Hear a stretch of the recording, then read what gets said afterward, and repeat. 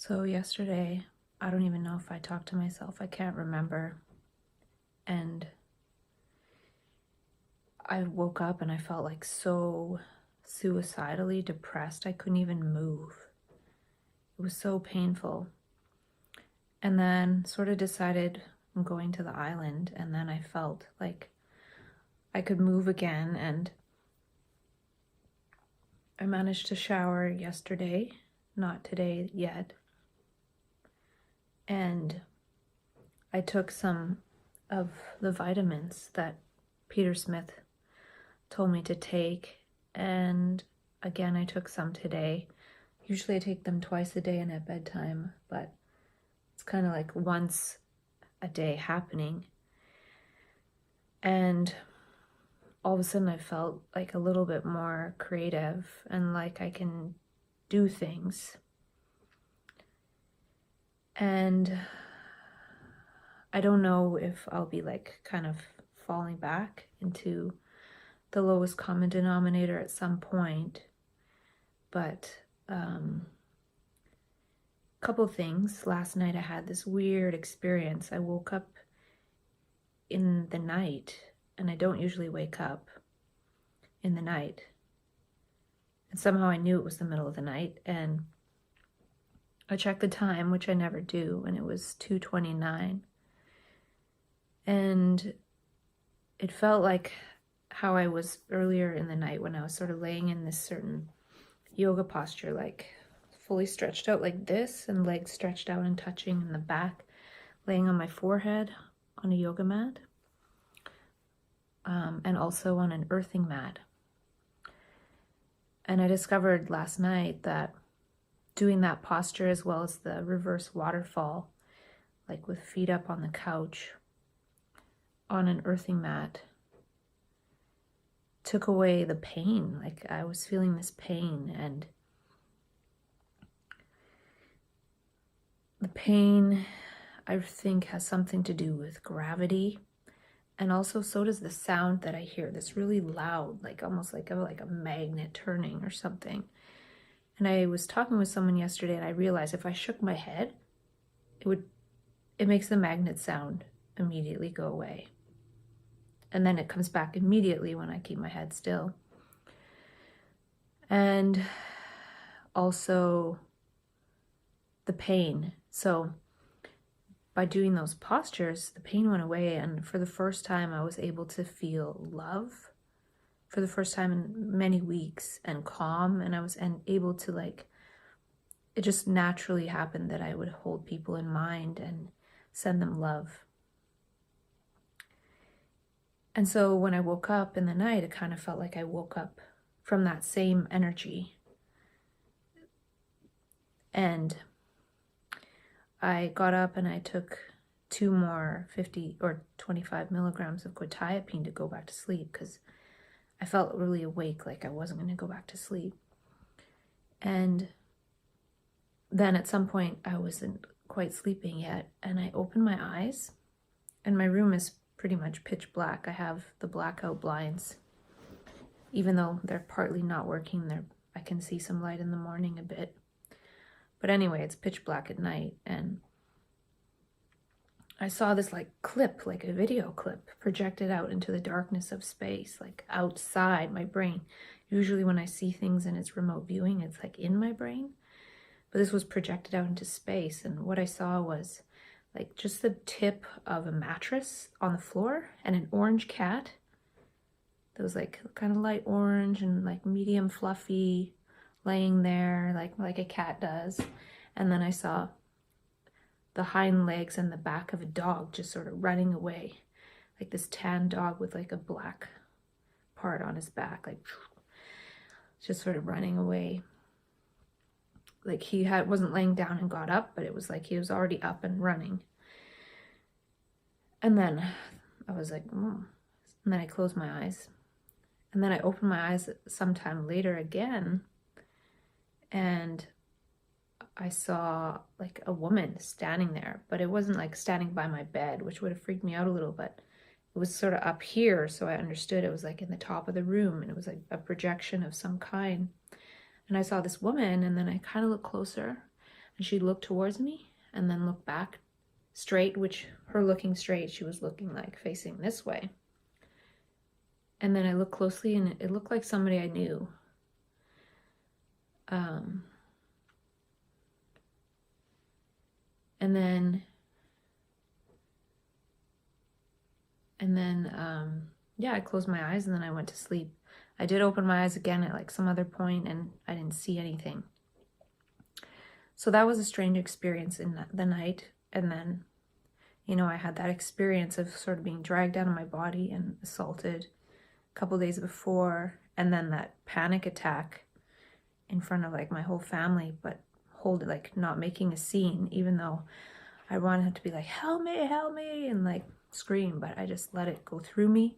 So painful and like so shaky. And yeah, so I'm really like going through a lot without saying anything about it to the people around me, which has made me feel really unsafe. But today I'm feeling a lot more safe, like I've gone through a lot of it. But I'm really not sure. And so, you know, going from one day feeling like really suicidal to today feeling a little more creative. I talked with my brain twin last night for like an hour and a half, and then today for an hour and a half. And he's creating an idea, and I was telling him about what I'm trying to create. And interestingly, part of what he said yesterday inspired me to start thinking about what I was creating again, because he was saying like, basically he was saying that he found out that, well, I'll say it like this, like I had an experience of sharing an idea and somebody like getting sort of angry back at me. And he had an experience of people saying that I don't want any more of his harebrained schemes. So like for people like me who are like so-called bipolar, we get into these creative states where we write or we have ideas or whatever. And at least at the moment, they seem kind of significant. You know, and to like have it called like harebrained schemes and this and that, it's kind of sad because it feels meaningful to us, but that isn't given any meaning. And what's given meaning is sort of when we bottom out and like we're kind of scared and lost. You know, and I've talked with myself extensively about how that kind of happens, and I've lost this process of self-dialogue with myself and the vitamin process. And yesterday, taking a bit of vitamins and starting to talk with myself again a little bit, you know, or talk to the phone. It's probably listening to me, you know, like the AI, it listens and stuff. And so just doing that a bit is helping. So I think as hard as it's been to not have this process, getting back into the process and quickly feeling quite a bit better possibly shows that it's a pretty good process for me. Maybe for other people, maybe the laying on the earthing mat when this pain comes could be really good as a thing, like a really powerful gesture. And maybe it wouldn't have worked before now. Like maybe I had to go through all that pain that I was going through. And so many times I wanted to call for help from the mental health system, like the hospital or something. And I think I'm past that point now. And I really didn't think I would get to this point, this time. Like this has been really excruciating. And maybe it's less excruciating now that I have this time to talk about things with myself a bit. And I've learned a lot.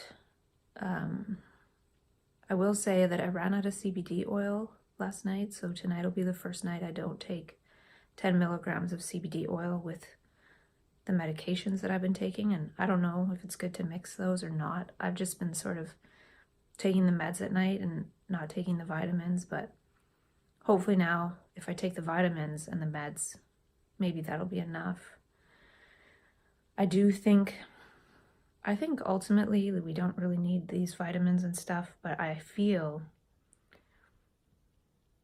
that since we're going into sort of the space of energy and like less physicality and lighterness, which isn't a word, but like this lightness, taking the vitamins is a gesture of also wanting to stay embodied. And I do have a hypothesis that people like us who kind of like go into these energetic states and back down, we need more like vitamins.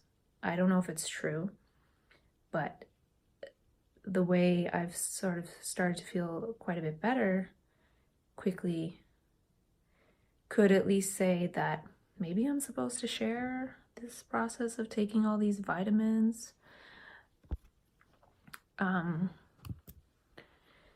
Maybe not. I don't know. Like, I don't know what I'm supposed to do, but in the year that I've been taking them, I haven't been depressed or anything, so it could be helpful, even though it's sort of expensive and things like that. But, so, Peter Smith, balancingbrainchemistry.co.uk, I think helps. And it helps me, and he's helping other people. And I don't need to learn all that and become a naturopath because he's already doing that. So I don't know what my role is exactly, but yeah, and speaking with my brain twin and his frustration, I feel like I want to create like a warm line for people to share their ideas, to have it listened to. Because something that I've realized is the power of attention and what we pay attention to. And Dr. David Bohm has a quote from one of his videos on YouTube that says, whatever we take in determines what we are. You know, so what we put our attention on. And 2 days ago, I spent the whole day watching like random YouTube videos, and they weren't all like high quality spiritual woo-woo ones. Just sort of random, like some of them like people with their embarrassing bodies, or, you know, things about AI or different stuff like that. And I watched one where it was about different like AI and technology.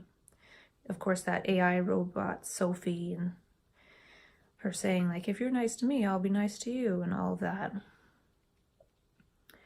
And then one part was showing this technology where they rigged these little drones and created it as like a super intelligent swarm, so they can basically release thousands or maybe millions of these little drones from like an aircraft carrier.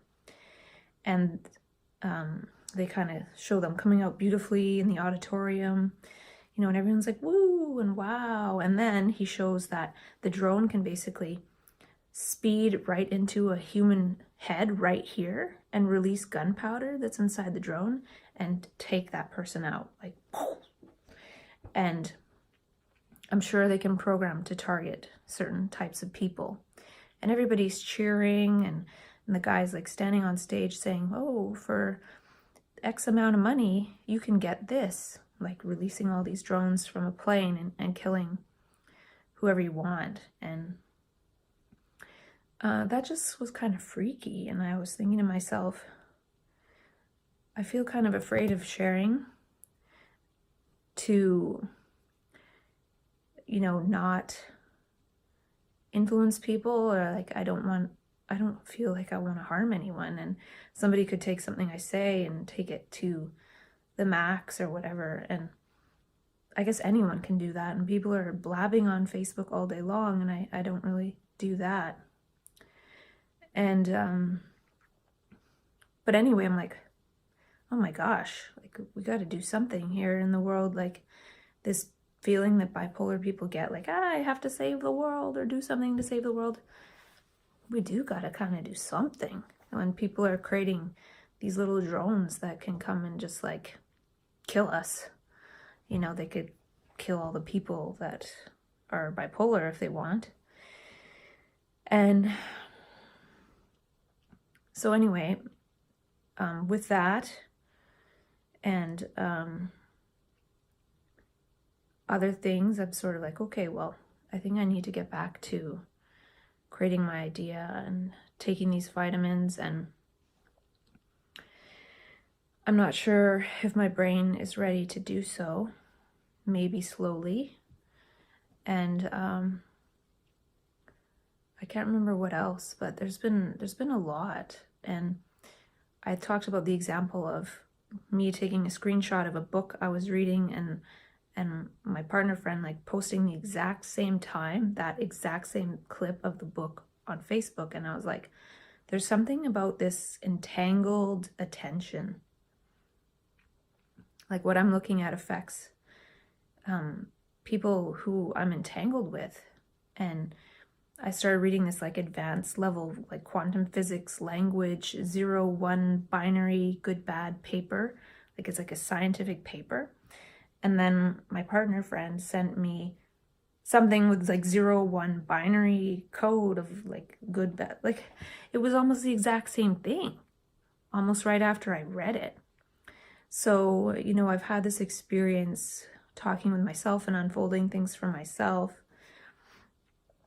just by talking aloud for the years. And then like in the time, oftentimes I'll get an email the next day that kind of says exactly what I just said to myself. And I sort of unfolded it in my own process just by speaking from like nothingness. I feel like there's this speaking and writing from this nothingness place. It's kind of like, it's like we are a black hole ourselves, and you know, these little bits of information can come out of the black hole and like be creative or something. And I'm really seeing, or I've seen several examples of that. You know, even the other day, I finally wrote an article for my blog on the Synchronicity thing I'm creating. And it was pretty intense. And then I kind of bottomed out and I did feel depression and stuff. So I'm a little leery about getting too much into it right now. But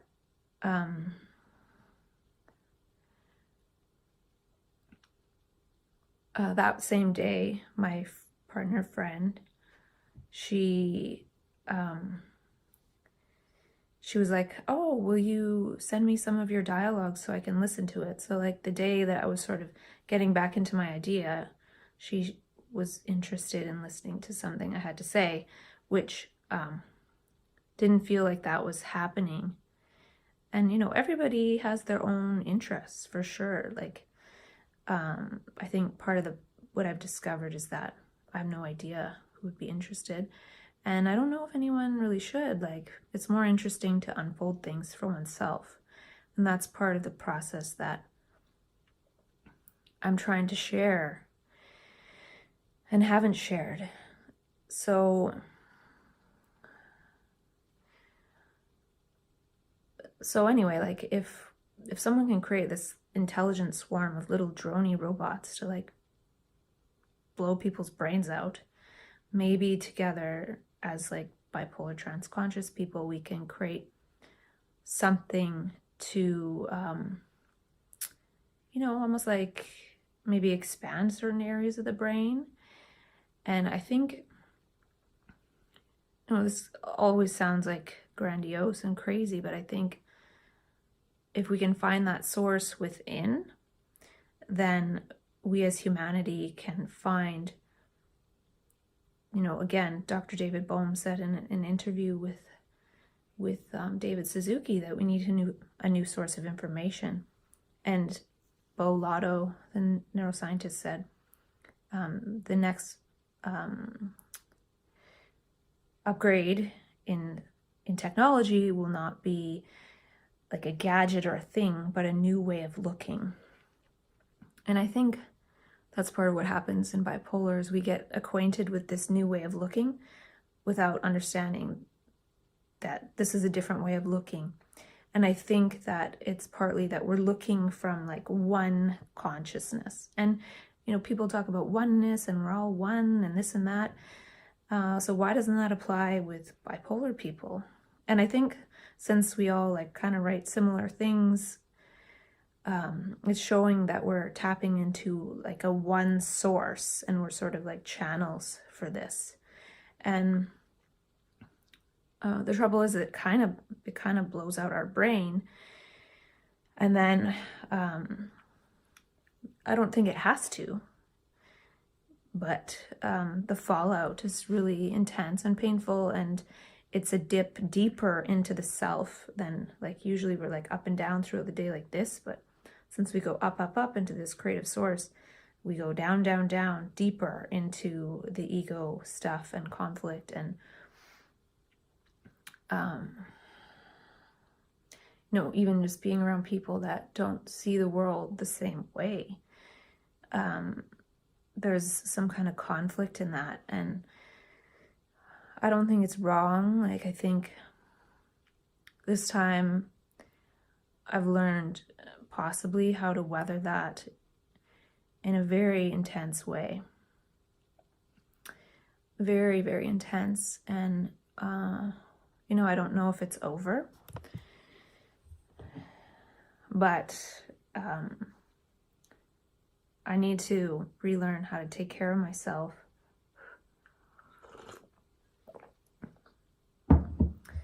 Or learn how to share this idea, which is creating idea sharing. And one thing I realized, and I might have already said this, but I'm forgetful, is that just having someone to listen to the idea. So once my friend was interested in hearing the dialogues, I no longer was really interested in if she was interested in what I had to say on these dialogues. I wasn't like I kind of wanted someone to be interested and like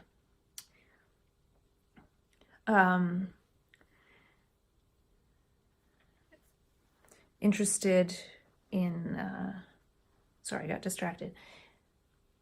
Like interested in the ideas, like just as like, say I'm in a low state and I'm like talking about how I'm feeling bad. Like I had this experience throughout, like when I was going through the struggle the last month, even just saying, I feel guilty, I feel like I'm gonna kill myself, just saying it out loud, then it kind of went away.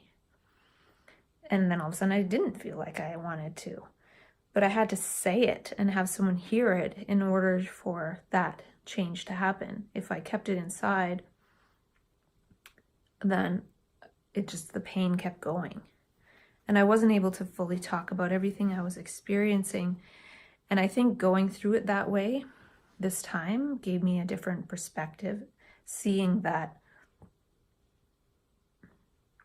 I can internalize it and go through it and not make what's happening inside me, which has nothing to do with what's happening now. Like it does, like it's the past, but right now, like my Maslow's needs are good.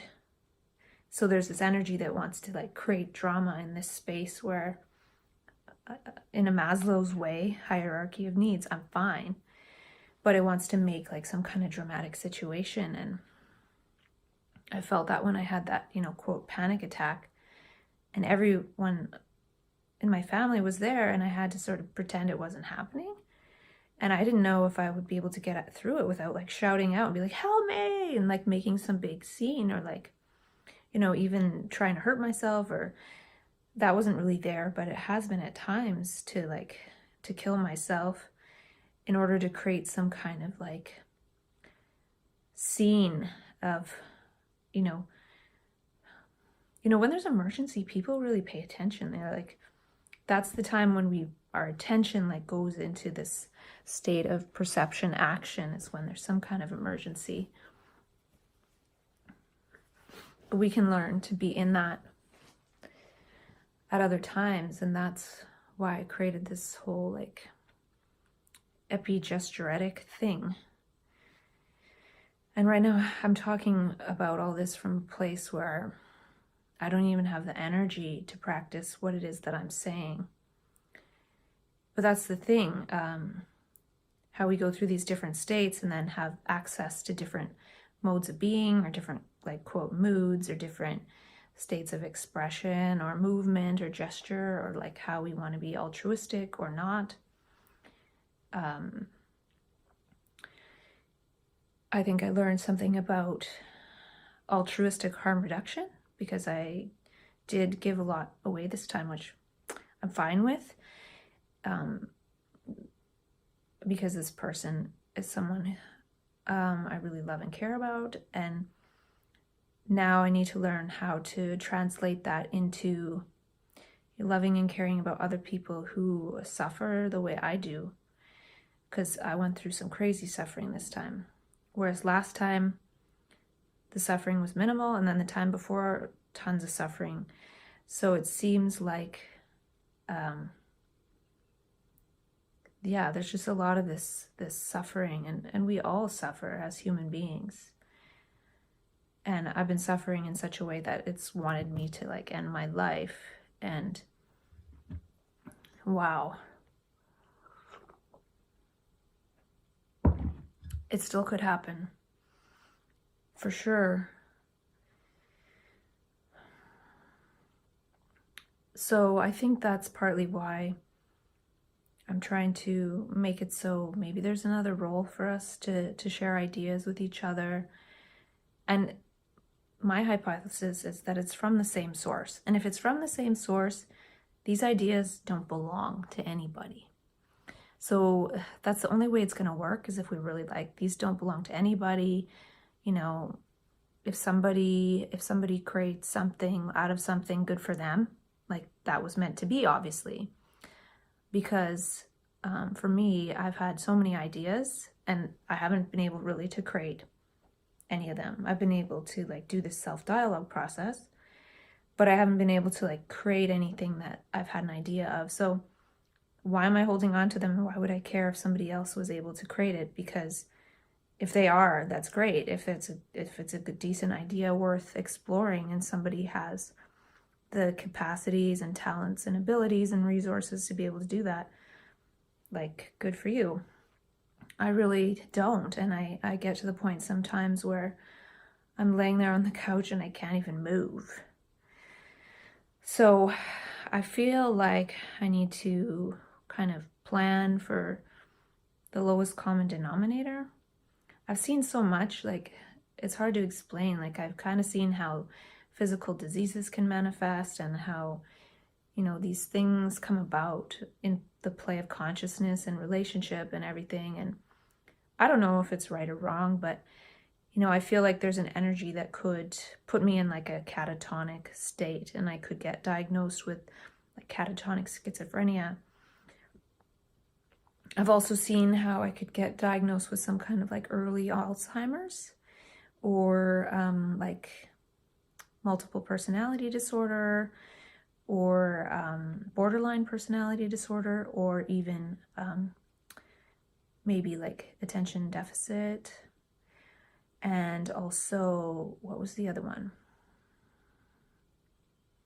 Oh, like even like some kind of like sociopath or psychopath, or like so many things. I've just seen like these plays in consciousness that could lead to this direction of like ending up with some other diagnosis than bipolar 1 with psychotic features. And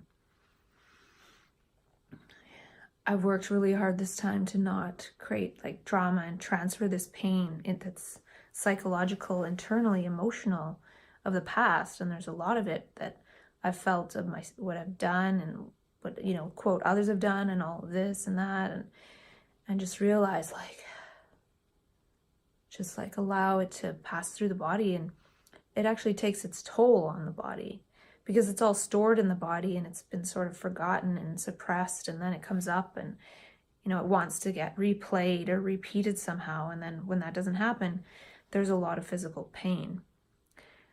At least that's part of how I'm seeing it, and taking the responsibility to be with that pain. And it's been really excruciating at times. I did learn through this process the power of human touch, because sometimes I'd be in excruciating pain and I'd get like a leg massage by someone and the pain would be gone. So like human touch, you know, it maybe says how whatever that pain is, that emotional pain from the past, had it been received with some kind of like compassion and hug, maybe it would have been dealt with then, but it was sort of not quite dealt with. And there's so much that still just is impossible to deal with. So it's just like, why bother with the past?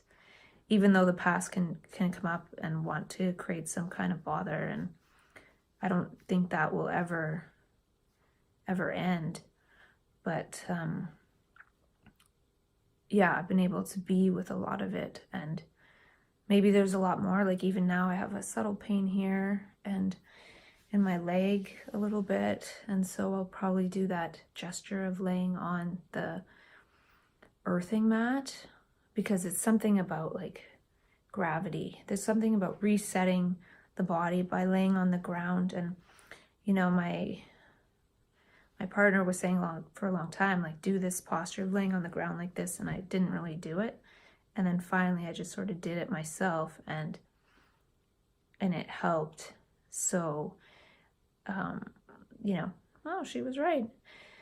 But the thing is that with these gestures and these things, like, we do need, well, I feel in my experience that I need enough space to start making the decision to do it myself. So if I'm always told, like, do this now and then do this and then do this, it's sort of like somebody else is making the decision to help me live, like, because the gesture to do something about the pain is like, okay, I want to live, I want to live through this, but it's being pointed out by somebody else what to do. But that's kind of what happens in the psych ward. It's like, here, you're in the psych ward, take this pill, you know, there's the TV to watch. But it's sort of designed so we can like wander around ourselves, and like, so that's a bit helpful because, you know, it creates a bit of time and space for people to decide to choose to live. It's a choice. And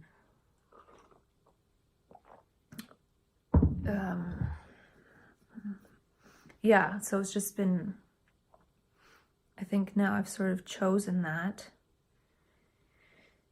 And again, hopefully. And something that I read yesterday that was resonant for me was this back part of like Krishnamurti's notebook. This is a great book to read because he talks about all these sort of discontinuous, beautiful experiences, as well as experiencing a lot of pain. And I had the book laying down open, and I happened to read the back cover of what he said.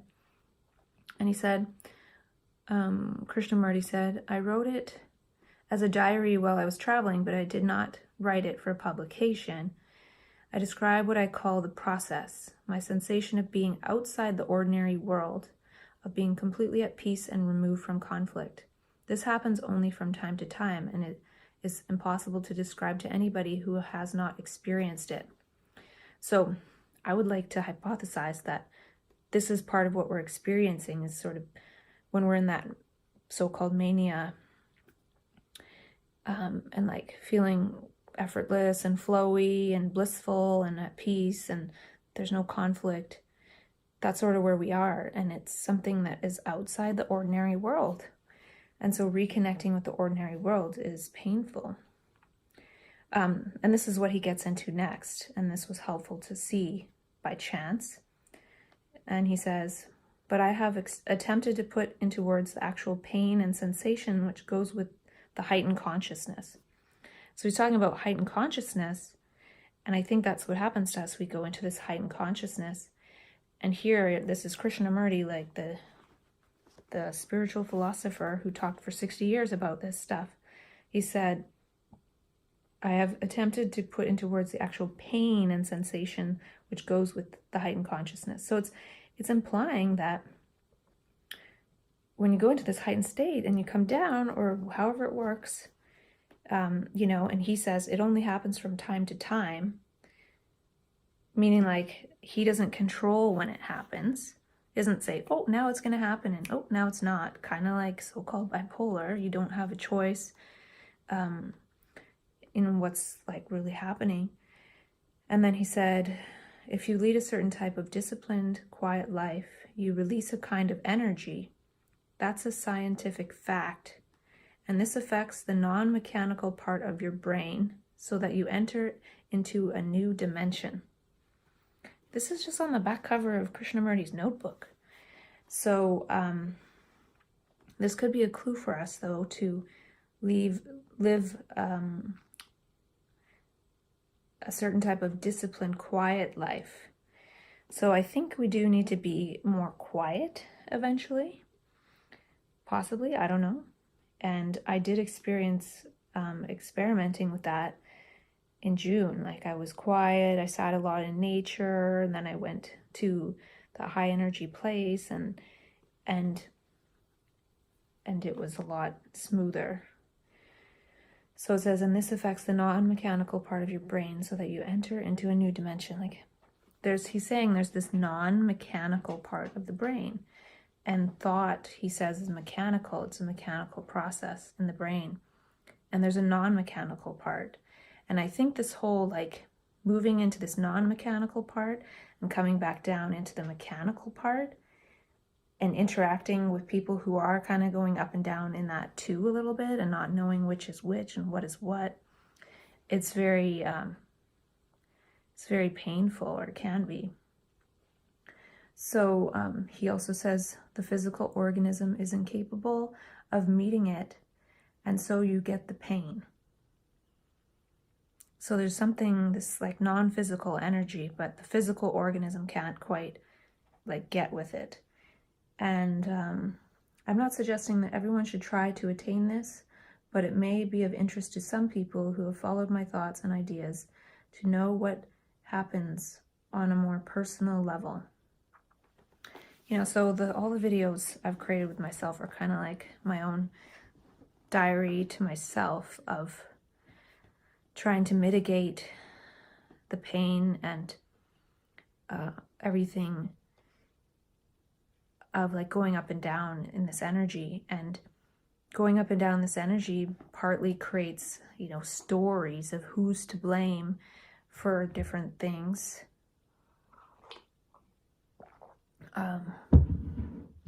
And I think that's something I've seen more recently, is there's nobody to blame. There's nobody, like, there's nobody there. Like, there's no separate self. And it's kind of really hurting my brain to act as if there is. And so that's why, like, getting into this kind of like swarm consciousness could possibly be helpful. And just, you know, I found it really helpful to listen to myself, and maybe that's all this will be. But it could be helpful for us to listen to each other and have people who don't mind listening to other ideas. So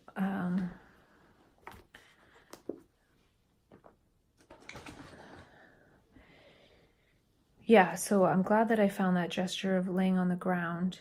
And you know, let's see what else. I did a bit of writing because I haven't been talking to myself. Yeah, yesterday was the first time I took this lithium stuff. Instead of, like, I haven't been taking lithium orotate, so I haven't been really taking any lithium at all, which could be not so good. So just taking this little bit of lithium,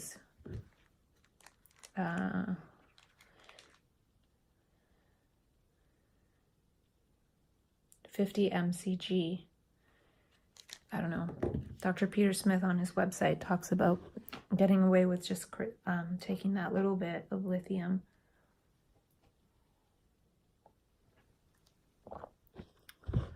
And yeah, my brain does hurt a little bit right now, which means it could be a good time to ground and rest and see if that gesture does indeed help. And yeah, like, a lot of things have been happening, and I've lost this process of talking with myself. But next, I think I just want to say to myself, yeah, I think these vitamins really help. And it could be a sign that it's important to share this. You know, the body does respond to healthy gestures. We could need more nutrition for our brain because of this up and down. I don't think it's absolutely true, but it could have helped me to take a break from taking the vitamins, because I was taking the vitamins when the trouble started a month or so ago. And then I stopped taking them for a while, and so maybe like taking them again, I'm responding because my body responds well to these vitamins. And you know, I think the Hearty Nutritionals program could work for people too, work for people who have like a loving support system, and you know, have people that are going to be around them that are willing to, you know, forgive and love and let go of the past. If there's a lot of like conflict there, I'm not sure. Like, I think it wasn't quite strong enough for me, but I really do believe that it could help a lot of people. And then there's this other thing with Peter Smith, which, you know, I'm still taking the medication, but I'm taking a lot of vitamins, and it's possible that that really helps to make up for any of the trouble that the medication could cause the brain. And now I'm not even against the medication. It helps me sleep. And if I get a good sleep, it's a lot easier to function in this world, or to go on living at least. And